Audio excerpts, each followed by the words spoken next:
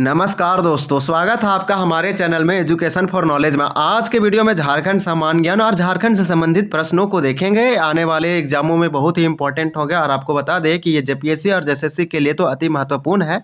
अगर आप उत्पाद सिपाही और कक्षपाल और आप जेलर की तैयारी कर रहे हैं या बिहार झारखंड एसआई का तैयारी कर रहे हैं, या फिर आप बोल सकते हैं कि आप किसी भी प्रकार से झारखंड के जेपीएससी और जेएसएससी की तैयारी कर रहे हैं, तो ये वीडियो जो है आपके लिए बहुत ही महत्वपूर्ण है। अगर आप स्पेशली जेपीएससी के लिए देखना चाहते हैं तो जेपीएससी में यहाँ से क्वेश्चन पूछे जाते हैं वन प्रबंधन और वन्य संरक्षण। तो आज के हमारा वीडियो में झारखंड से संबंधित प्रश्न और झारखंड का टॉपिक है झारखंड वन प्रबंधन और वन्य संरक्षण। वन्य संरक्षण का मतलब होता है फॉरेस्ट कंजर्वेशन, या फिर आप बोल सकते हैं कि फॉरेस्ट कंजर्वेशन ही दिया गया है, और वन प्रबंधन मतलब फॉरेस्ट मैनेजमेंट। तो फॉरेस्ट कंजर्वेशन और फॉरेस्ट मैनेजमेंट लगभग दोनों सेम वर्ड है, और दोनों का मतलब एक ही चीज होता है, किस प्रकार से उसका हम मैनेज करेंगे और किस प्रकार से उसको बचाएंगे, इसी के बारे में दिया गया है। और यहाँ से जेपीएससी के मेंस में क्वेश्चन पूछे जाते हैं आंसर राइटिंग में। ये तो हम पीटी का तो नहीं बोल रहे हैं, लेकिन पीटी में भी पूछा जाता है और पूछा ही जाता है और पूछा भी गया। तो यहाँ पे आपको जो से एमसीक्यू भी देखने को मिलेगा और प्लस में पीवाईक्यू यानी कि प्रीवियस ईयर, यानी कि यहाँ पीवाईक्यू भी दिया गया, जो कि अलग अलग जेपीएससी जेएसएससी और झारखंड के अलग एग्जामों में पूछे गए हैं। तो ये जो है से एक तरह से बोल सकते हैं कि मल्टी प्रोवाइडर एक एमसीक्यू है, जिसमें आपको दो दिया गया है, एमसीक्यू भी है और दोनों इंक्लूडेड है। और इस टॉपिक से संबंधित प्रश्न दिया गया है। इस टॉपिक से सारे प्रश्न नहीं है, इस टॉपिक में लगभग 30 से 40 प्रश्न बनते हैं। झारखंड के दूसरे बुकों को अगर आप पढ़ेंगे अच्छे से, या फिर इस टॉपिक को वेबसाइट से पढ़ेंगे तो आपको समझ में आएगा। लेकिन यहाँ पे जो भी प्रश्न दिए गए हैं, लगभग 19 प्रश्न दिए गए इस टॉपिक से। तो 19 अगर है तो आपको 19 में से आपको सारे के सारे प्रश्न पढ़ा होना चाहिए, सुना होना चाहिए। आपको जैसे रिविजन इस टॉपिक को मस्ट करना ही चाहिए, प्रैक्टिस और रिमेंबर रखने की कोशिश करना चाहिए, क्योंकि अगर कभी भी बेचांस यहाँ से पूछती है जेपीएससी जेएसएससी एग्जाम, तो फिर आपका सही होना चाहिए। और नॉलेज के लिए भी तो इंपॉर्टेंट है, क्योंकि एक ऐसा टॉपिक है जो पर्यावरण से संबंधित है, इन्वायरमेंट से, और वो हमारे जीवन शैली को प्रभावित करता है, और हम भी पर्यावरण को प्रभावित करते हैं। तो ये बहुत ही इंपॉर्टेंट है। आज के समय में पर्यावरण एक हॉट मुद्दा और हॉट टॉपिक होता है। तो चलिए इसी से संबंधित देखते हैं। ये आप नहीं स्पेसिफिक एग्जाम के लिए देखेंगे, आप अगर किसी भी एग्जाम की तैयारी कर रहे हैं तो उसके लिए भी देखेंगे, और ज्ञान के इंक्रीजमेंट के लिए भी देखेंगे। झारखंड में वनों का विस्तार है, तो झारखंड के वनों का विस्तार ये पूछा जा रहा है कितना % है। तो ये झारखंड के अगर हम वनों की विस्तार करें तो इसका राइट आंसर भी हो जाएगा 29%। अगर एग्जैक्टली बात करें, अगर हम आपको डिटेल से बात करें तो 29.81% झारखंड में क्या है, तो 29.81% झारखंड में अभी झारखंड के कुल भौगोलिक क्षेत्रफल का इतना % वन है और झाड़ी है। तो इस प्रकार से अगर हम 2019 की बात करें, फिर हम 2021 की बात करें, फिर हम 2023 की बात करें, तो ये बहुत ही इंपॉर्टेंट हो जाता है। 2019 में झारखंड का 29.62% था, फिर 2021 में झारखंड का जंगलों का क्षेत्र बढ़ के 29.76% हो गया, और 2023 में झारखंड के जंगलों का क्षेत्र झारखंड के कुल भौगोलिक क्षेत्रफल के अकॉर्डिंग 29.81% हो गया। तो आप 29 तो एकदम होना चाहिए मालूम। तो 2019 में क्यों ऐसा हो रहा है कि झारखंड जो भारत का पर्यावरण विभाग है उसके द्वारा जो वन सर्वेक्षण कराया जाता है, स्टेट फॉरेस्ट रिपोर्ट जो रिलीज किया जाता है, वो एवरी 2 ईयर देहरादून के द्वारा रिलीज किया जाता है। 2 सालों में वो रिपोर्ट आती है। 2019 में आया, फिर 2021 में, फिर 2023 में, इसके बाद 2025 में रिलीज होगा। लेकिन 2025 वाला वो है सो आगे 26 में या 27 में रिलीज होगा, वो डिले करके ही रिलीज करते हैं। तो इस प्रकार से पता चलता है कि पूरे देश में और किस राज्य में कितना वन है, कौन सा वृद्धि हो रहा है। अगर हम झारखंड की बात करें तो झारखंड में सबसे अधिक वनों की बात करें तो वो पश्चिमी सिंहभूम लातेहार ऐसे जिले आते हैं, और सबसे कम जो है से जामताड़ा जैसे जिलों में जंगल आपको देखने को मिलेगा। और वृद्धि की बात करें तो कोडरमा चतरा एक कुछ ऐसे जिले जहाँ पे वृद्धि देखने को आपको मिल सकता है। तो ये बहुत ही इंपॉर्टेंट है। यहाँ से तो आप जेएसएससी का लीजिए या जेपीएससी का लीजिए, यहाँ से क्वेश्चन पूछ दिया। झारखंड में ऐसे टॉपिकों से वन प्रबंधन और वन संरक्षण से 7 क्वेश्चन पूछ दिया, और एक क्वेश्चन 2 नंबर का है, तो मतलब 14 नंबर का पूछता है। यानी जो टॉपिक ये व्यक्ति पढ़ा है उसका तो जेपीएससी में अच्छा नंबर आएगा, और दूसरे टॉपिक को कवर करेगा तो उसका जेपीएससी का जो पीटी है वो क्रैक हो सकता है। इस प्रकार से झारखंड में वनों का विस्तार 29% है, एग्जैक्ट नहीं दिया है, अप्रॉक्स में दिया गया है। लेकिन आपको बता दें 33%। ये झारखंड, ये भारत का जो वन नीति पॉलिसी था उसमें बताया गया था कि किसी भी राज्य के लिए या किसी भी राज्य के लिए 33% वन होना उसके कुल भौगोलिक क्षेत्रफल का अनुकूल माना जाता है, बहुत ही बढ़िया माना जाता है। तो 33% आप याद रखेंगे, ये मोस्ट इंपॉर्टेंट है। नेक्स्ट क्वेश्चन देखेंगे, क्वेश्चन नंबर 2 कि वनों के अत्यधिक कटाव पर नियंत्रण हेतु निम्न से कानून बनाए गए। तो अगर हम वनों का उन्मूलन कर रहे हैं यानी डिफोरेस्टेशन कर रहे हैं, तो वनों का अत्यधिक कटाव पर नियंत्रण हेतु कौन सा कानून बनाया गया है सरकार के द्वारा, तो 2 का राइट आंसर डी है, सभी कानून बनाया गया। बिहार वन कानून 1948 में आया था।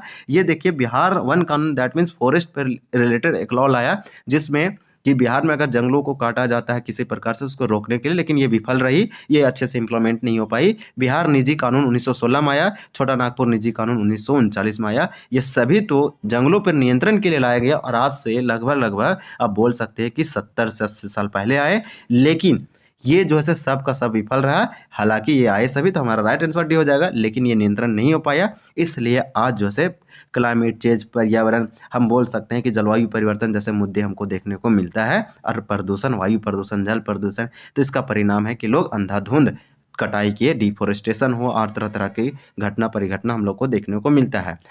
पर्यावरण संकट का सर्वाधिक प्रमुख कारण क्या है? तो पर्यावरण संकट दैट मीन्स इन्वायरमेंटल जो क्राइसिस है, ये पूछ रहा है जो इन्वायरमेंटल इशू है या क्राइसिस है वो सर्वाधिक प्रमुख कारण क्या है? तो औद्योगिक विकास यानी इंडस्ट्रियल डेवलपमेंट के कारण पर्यावरण संकट में आया। वनों की कटाई, इसे डिफोरेस्टेशन कहते हैं, इससे भी हमें क्या हुआ, यानी कि इन्वायरमेंटल पे क्राइसिस आया, यानी इन्वायरमेंटल संकट में आया, उसका बहुत ही प्रभावित हुआ पर्यावरण पे। नगरीकरण, जैसे सर हम लोग बोलते हैं नगरीकरण का मतलब होता है अर्बनाइजेशन, तो अर्बनाइजेशन से भी हुआ और जनसंख्या वृद्धि, तो इसमें जनसंख्या वृद्धि हुआ। तो मेन भी यहाँ पे सर्वाधिक प्रमुख पूछा जा रहा है, यानी कि सबसे अधिक, हालांकि सारे के सारे रीजन है लेकिन सर्वाधिक प्रमुख पूछा जा रहा है। तो यहाँ पे 3 का राइट आंसर ये हो जाएगा, वो है वनों की कटाई, मोस्ट इंपॉर्टेंट। हालांकि आप नहीं बोल सकते हैं कि औद्योगिक विकास से पर्यावरण पर प्रभाव नहीं पड़ता है, ये इससे भी होता है, वनों की कटाई से होता है, जनसंख्या वृद्धि से होता है, और एक क्या चीज़ से होता है, तो हम बोल सकते हैं कि नगरीकरण से भी होता है। अगर शहरीकरण हो रहा है, अर्बनाइजेशन हो रहा है, तो उससे भी होगा। लेकिन इस बुक का आंसर बुक ने दे रखा है वनों की कटाई। अगर हमसे आप पूछिएगा तो सबसे मेन रीजन तो हम जनसंख्या वृद्धि बताएंगे, यानी पॉपुलेशन जो इंक्रीजमेंट हो रहा है, जो ग्रोथ हो रहा है, इसे ही बोलते हैं पॉपुलेशन विस्फोट यानी explosion. Population explosion main reason है पर्यावरण परवायु, यानी कि पर्यावरण जलवायु बोले या फिर जलवायु परिवर्तन बोले या क्लाइमेट चेंज बोले या पर्यावरण संकट बोले, किसी भी प्रकार से आप बोले, सबका सब मेन दोषी ये जनसंख्या वृद्धि है। तो इसका मेन रीजन तो ये होना चाहिए, लेकिन बुक ने दिया है वनों की कटाई को। किसी भौगोलिक क्षेत्र में पर्यावरण संतुलन हेतु वनों का विस्तार आवश्यक है। 4 का राइट आंसर हमारा ये हो जाएगा, कुल भूमि का 33%। ये आप याद रखेंगे, जब पीएससी 2021 में ये क्वेश्चन पूछ रखी है। तो ये सब पर्यावरण से संबंधित टॉपिक आपका आना चाहिए। अगर आप साइंस बैकग्राउंड से नहीं है तो ये आप थोड़ा सा, आपको ये जो साइंस बैकग्राउंड से नहीं है उसको थोड़ा सा ये दिक्कत कर सकते हैं ये सब समझने के लिए, लेकिन पर्यावरण साइंस के अंतर्गत टॉपिक है। लेकिन आपके समय तो ये सारे लोगों को पढ़ने के लिए अनिवार्य कर दिया गया है, न्यू एजुकेशन पॉलिसी के अंतर्गत ये आप सारे लोग पढ़ते हैं इन्वायरमेंट से संबंधित टॉपिकों को। तो किसी भौगोलिक क्षेत्र में पर्यावरण संतुलन हेतु वनों का विस्तार आवश्यक कितना है? तो कुल भूमि का 33% होना चाहिए। झारखंड में टोटल भौगोलिक क्षेत्र की बात करें तो 79,714 है, और इतने कुल भौगोलिक क्षेत्रों में झारखंड में 33% वन होना चाहिए, लेकिन झारखंड में वन कितना है? तो 29.81% है। तो लगभग लगभग पहुंच ही रही है, टाइम लगेगा लेकिन पहुंच जाएगी। इसी प्रकार से झारखंड में वनों का घटता आकार का उत्तरदायी क्या है? झारखंड में वन घट रहे हैं, इसका कौन जिम्मेदार है, कौन फैक्टर है, कारण है, ऐसा पूछा जा रहा है। तो 5 का हमारा राइट आंसर डी हो जाएगा, यानी कि सभी है, औद्योगिकरण, जनसंख्या वृद्धि और नगरीकरण।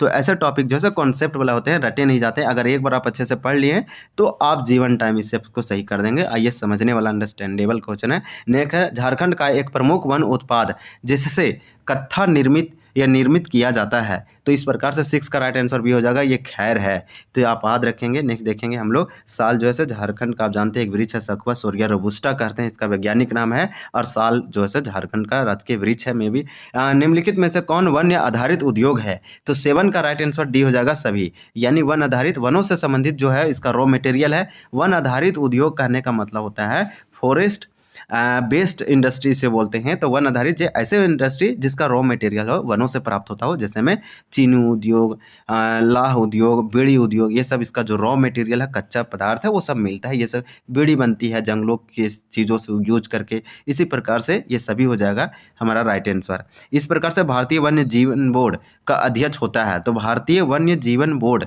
तो इस प्रकार से इसका जो अध्यक्ष या चेयरमैन होता है वो कौन होता है? तो इसका 8 का हमारा राइट आंसर जो है बी हो जाएगा, प्रधानमंत्री यानी पीएम। जो भी देश के पीएम बनेंगे ऑटोमेटिक भारतीय वन्य जीवन बोर्ड के वो चेयरमैन या अध्यक्ष बन जाएंगे। तो अभी करंट में प्रधानमंत्री नरेंद्र मोदी है। झारखंड का एकमात्र राष्ट्रीय बाघ उद्यान कौन है? तो इस प्रकार से 9 का हमारा राइट आंसर ये हो जाएगा, बेतला लातेहार, जिसे पीटीआर कहते हैं, पलामू टाइगर रिजर्व। यानी झारखंड का एकमात्र राष्ट्रीय बाघ पूछा गया, पीटीआर, पलामू टाइगर रिजर्व। ये बेतला जिला में है, लेकिन नाम इसका क्या पलामू में है? नहीं। ये बेतला राष्ट्रीय उद्यान कहाँ पे है? बेतला राष्ट्रीय उद्यान लातेहार में। ये एकमात्र झारखंड का राष्ट्रीय क्या है? बाघ है। तो इस प्रकार से अगर प्रोजेक्ट टाइगर आपसे पूछा जाए तो प्रोजेक्ट टाइगर 1973 में चलाया गया था। जबकि वन्य सुरक्षा अधिनियम जो लाया गया था वो ये वन्य जीव सुरक्षण अधिनियम लाया गया था 1972 में लाया गया था। इसे आप याद रखेंगे 1972। इस प्रकार से नेक्स्ट हम लोग देखेंगे क्वेश्चन हमारा दिया गया है 10 नंबर कि वन्य जीव सुरक्षा अधिनियम, इसी के हम बात कर रहे हैं, इसी में ये दिया गया है। तो हमारा 10 का राइट आंसर हमारा हो जाएगा क्या? तो 10 का हो जाएगा ए 1972। वन्य जीव सुरक्षा अधिनियम 1972 में लाया गया, लेकिन प्रोजेक्ट इसी के अंतर्गत प्रोजेक्ट टाइगर लॉन्च किया गया। उस समय प्रधानमंत्री इंदिरा गांधी थी 1973 में। तो इंदिरा गांधी के द्वारा कुछ काम जो किया गया बहुत ही अच्छा पर्यावरण या इन्वायरमेंट के लिए किया गया, जैसे में ये वन ऑफ द बेस्ट है जो कि वर्ल्ड को ये एक एग्जाम्पल सेट करती है। तो ये इस प्रकार से चलाया गया। इसमें 1972 हमारा राइट आंसर होगा। नेक्स्ट क्वेश्चन पूछा जा रहा है 11 में कि निम्न में कौन एक सही सुमेलित नहीं है? तो 11 का राइट आंसर हो जाएगा डी लावालोंग शरणार्थी 1980 में। तो ये नहीं सही है। जबकि हम आपको बता दें कि लावालोंग चतरा में है, दलमा जो है से पूर्वी सिंहभूम यानी जमशेदपुर टाटा में है। इसी प्रकार से बेतला जो है से लातेहार में है, पलामू श्रेणी पलामू में है। इस प्रकार से इसमें पूछा जा रहा है कि कौन सुमेलित नहीं है। तो हमारा 11 का राइट आंसर डी हो जाएगा। ये 1980 गलत हो जाएगा। जबकि पलामू जो अभ्यारण्य 1976 में, दलमा अभ्यारण्य 1976 में, बेतला राष्ट्रीय 1986 में, लोवालंग वाला हमारा गलत है। इसी प्रकार से पूछा जा रहा है 12 में कि निम्न में से कौन सा एक सही सुमेलित नहीं है? तो सही सुमेलित नहीं है, बाकी 3 सही है। तो इस प्रकार से 12 का हमारा राइट आंसर सी हो जाएगा, यानी कि पारसनाथ अभ्यारण्य 1989 में, यही गलत है। उधवा पार्क कहाँ पे है? तो उधवा पार्क ये साहेबगंज जिला में है, यानी कि संथाल परगना में पड़ता है। ये 1991 1991 में, ये हमारा सही है। इसी प्रकार से पालकोट अभ्यारण्य ये पलामू में है 1990 में। इसी प्रकार तोपचाची धनबाद में है 1978 में। तो इस प्रकार से 1988 में संशोधित वन नीति का प्रमुख आधार है। तो देखिए वन नीति के बारे में पूछा जा रहा है और अमेंडमेंट के साथ लाया गया फॉरेस्ट पॉलिसी। इस प्रकार से 1988 में आया, मोस्ट इंपॉर्टेंट है। और 1988 में आया संशोधित वन नीति का प्रमुख आधार पूछा जा रहा है। तो 13 का राइट आंसर हमारा होने वाला है सी ए बी दोनों, यानी वनों की सुरक्षा और वन संरक्षण। तो मुख्य आधार क्या है? वन संरक्षण फॉरेस्ट कंजर्वेशन और वनों की सुरक्षा यानी प्रोटेक्शन ऑफ फॉरेस्ट। इस प्रकार से 14 नंबर क्वेश्चन, वनों के प्रबंधन और संरक्षण में राष्ट्रीय वन नीति की घोषणा या घोषित की गई। तो वनों के प्रबंधन और संरक्षण हेतु राष्ट्रीय वन नीति, इसे हम बोलते हैं नेशनल वन या फॉरेस्ट पॉलिसी। तो 14 का राइट आंसर हमारा हो जाएगा ए 1988 में। आप याद रखेंगे ये डेट, ये मोस्ट इंपॉर्टेंट है। 1988 में हम फॉरेस्ट को प्रोटेक्शन करने के लिए, उसका मैनेजमेंट करने के लिए, उसका कंजर्वेशन करने के लिए राष्ट्रीय वन नीति लागू किया गया 1988 में। पर्यावरण संतुलन हेतु कुल भूभाग का 33% क्षेत्र में वनों का विस्तार की घोषणा कब की गई? तो 15 का राइट आंसर हो गया ए राष्ट्रीय वन नीति 1952, यानी कि पर्यावरण संतुलन हेतु कुल भूभाग का 33% क्षेत्र में वनों का विस्तार की घोषणा कब की गई थी? तो इस प्रकार से हमारा 15 का राइट आंसर हो जाएगा राष्ट्रीय वन नीति 1952 में। तो पहला राष्ट्रीय वन नीति आया 1952 में, दूसरा जो वन नीति आया 1988 में आया, और ये संशोधित वन नीति था जो कि बहुत ही इंपॉर्टेंट और क्रूशियल था पर्यावरण के क्षेत्र में। इसी प्रकार से क्वेश्चन नंबर 16 पूछा जा रहा है कि जनजातियों में प्रचलित कौन एक परंपरागत खेती वन संरक्षण के लाभकारी माना गया है? तो 16 का हमारा राइट आंसर यहाँ पे हो जाएगा ए झूम की खेती। झूम की खेती, ये जिसे घुमंतू खेती या फिर अदर नामों से बोलते हैं या फिर जानते हैं इसे, ये झूम की खेती जनजातियों में प्रचलित बहुत ही फेमस है, परंपरागत खेती है और वन संरक्षण के लिए इसे लाभकारी शायद माना जाता है। नेक्स्ट है झारखंड पंचायत राज अधिनियम के तहत ग्राम सीमा के अंतर्गत वनों का प्रबंधन और वनारोपण का उत्तरदायित्व दिया गया। तो 17 का राइट आंसर सी हो जाएगा, ग्राम सभा को दिया गया। झारखंड सरकार के वन और पर्यावरण विभाग के संकल्प द्वारा वनों के प्रबंधन व सुरक्षा हेतु वन समिति का संरचना की गई। तो वन समिति की संरचना और कितने 10,000 समितियों का निर्माण किया गया, मोस्ट इंपॉर्टेंट है। और इस प्रकार से 18 का राइट आंसर हो जाएगा 27 सितंबर 2001 ईस्वी को भारत में पहली बार वन नीति कब लागू की गई? तो ये स्टैटिक जीके और मोस्ट इंपॉर्टेंट है ये क्वेश्चन। इसे ऐसे क्वेश्चन तो आपको मालूम होना ही चाहिए, यानी कि स्टेट सेंट्रल नॉलेज के लिए भी, और बोल सकते हैं कि केंद्र सरकार के अगर गवर्नमेंट की एग्जाम की तैयारी कर रहे हैं तो वहाँ पे स्टैटिक में इस तरह से पूछे जा सकते हैं। लेकिन ये कम है कि इस प्रकार से पूछे जाते हैं, लेकिन हाँ ये जब पीएससी की तैयारी कर रहे हैं तो आपको ये होना चाहिए मालूम। तो 19 का हमारा राइट आंसर हो जाएगा बी यानी कि 1894 में पहली बार वन नीति लागू की गई थी। तो यहाँ पे तो फिलहाल आंसर दे रहा है 1894 में।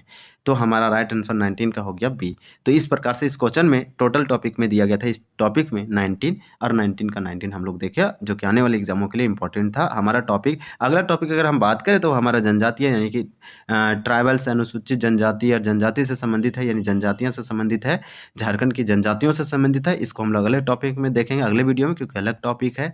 इस प्रकार से ये टॉपिक को कंप्लीट किया। आज का हमारा टॉपिक क्या था? तो टॉपिक हमारा था झारखंड वन प्रबंधन और वन संरक्षण। ये वीडियो को आप रिवीजन के तौर पर देखिए, क्योंकि हम ये वीडियो को बना रहे हैं इन चीज़ों को रिवाइज करना, रिमेंबर करना और प्रैक्टिस करना। तो चलिए मिलते हैं अगले टॉपिक में, तब तक के लिए धन्यवाद। जय हिंद।